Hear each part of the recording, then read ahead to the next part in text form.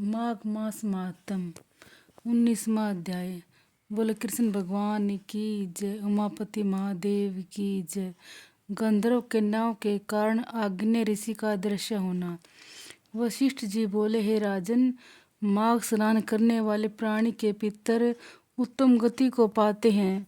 माघ स्नान की महिमा अगाध है। इसमें जप तप दान पूजन तथा स्नान करने वाले प्राणी हो भागी हैं, उनके पाप नष्ट हो जाते हैं। माघ स्नान के पश्चात जो प्रभु के चरणों को पूजते हैं वे स्वर्ग के दिव्य सुखों का उपयोग करते हैं तथा अपने वंश का उद्धार करते हैं।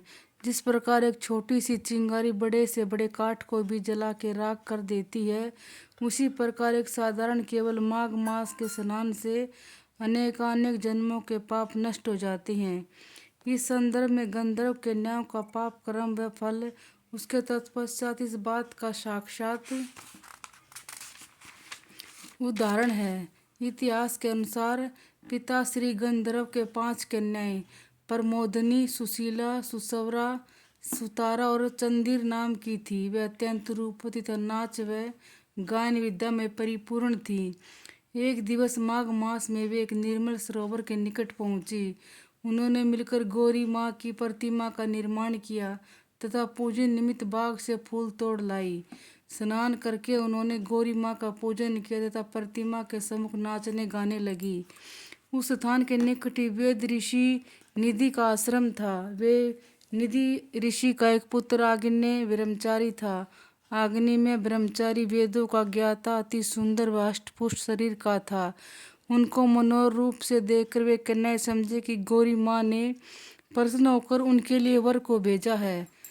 अग्नि में ऋषि इन सब बातों से बेखबर स्नान ध्यान से निर्वित होकर पूजा में लीन हो गए।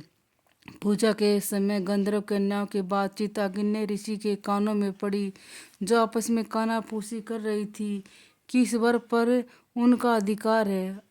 अग्नि में पसोपस में पड़ गया कि योग बल से अंतर्ध्यान हो गया। देव कन्याओं ने देखा कि जिस सुंदर ब्रह्मचारी के विरह में वे सब आपस में झगड़ रही थी वो तो अदृश्य हो गया है। उनके चेहरों पर विषाद उभर आए और चुपचाप घर लौट गई। बोले कृष्ण भगवान की जय। 19वां अध्याय समाप्त। उमापति महादेव की जय। 20वां अध्याय। आग्नेय तथा गंधर्व कन्याओं का श्राप देना। वशिष्ठ जी बोले, हे राजन, गंधर्व कन्याओं की माता ने उनसे देर से आने का कारण पूछा तथा चुपचाप होने का कारण जानना चाहा। उन्होंने कहा कि हे माता, खेलते रहने के कारण देर हो गई और वे थक गई है।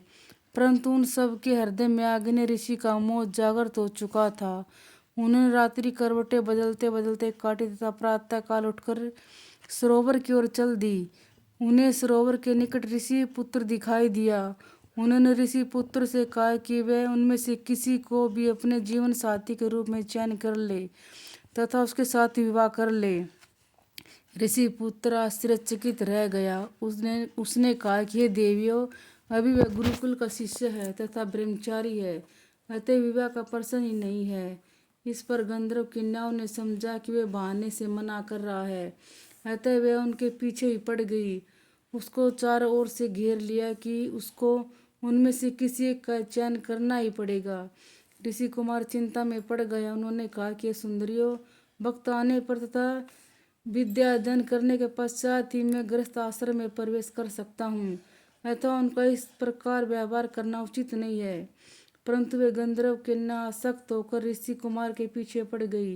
इस पर ऋषि कुमार को प्रचंड क्रोध आ गया तथा श्राप देते हुए बोला कि तुम पिशाचिनियों की तरह मेरे पीछे पड़ गई हो, अतः तुम तुरंत पिशाचिनियां बन जाओ। ऋषि कुमार के श्राप से उन गंधर्व कन्याओं का रूप बदलने लगा। वे विक्रोध में कांपते हुए बोले कि हे न्यायी, तू भी पिशाच योनि में परिवर्तित हो जा, हमारा तुझे श्राप है। इस प्रकार वे गंधर्व कन्या तथा आग्नेय ऋषि कुमार पिशाच योनि को प्राप्त हो गए तथा सरोवर के निकट ही भटकने लगे। पिशाचों के कारण सरोवर के निकट स्नान ध्यान करने वालों ने वह स्थान त्याग दिया। एक दिवस लोमस ऋषि पौष की चतुर्थी को उस स्थान से निकले। सरोवर को देख उन्हें स्नान करने की इच्छा प्रकट हुई। उधर पिशाच एवं पिशाचिनियां भूख से व्याकुल वहीं भटक रही थी। वे लोमस ऋषि की ओर खाने के लिए भागी, परंतु लोमस ऋषि के तेज के कारण उनके निकट आने से पूर्व उन्हें लगा कि उनके सिर में अग्नि प्रज्वलित हो रही है। वे घबरा कर दूर भाग गई। लोमस ऋषि को देख अग्नि के पिता वहीं आ गए तथा हाथ जोड़कर अपनी व्यथा सुनाई कि किस प्रकार उनका पुत्र तथा गंधर्व कन्या पिशाच योनियों को प्राप्त हुई हैं। हाथ जोड़कर अत्यंत विनम्र भावना युक्त वचन बोलते हुए अग्नि के पिता बोले कि ऋषिवर, आप श्राप से नष्ट होने का उपाय बताइए तथा उनके दुख को नष्ट करने की कृपा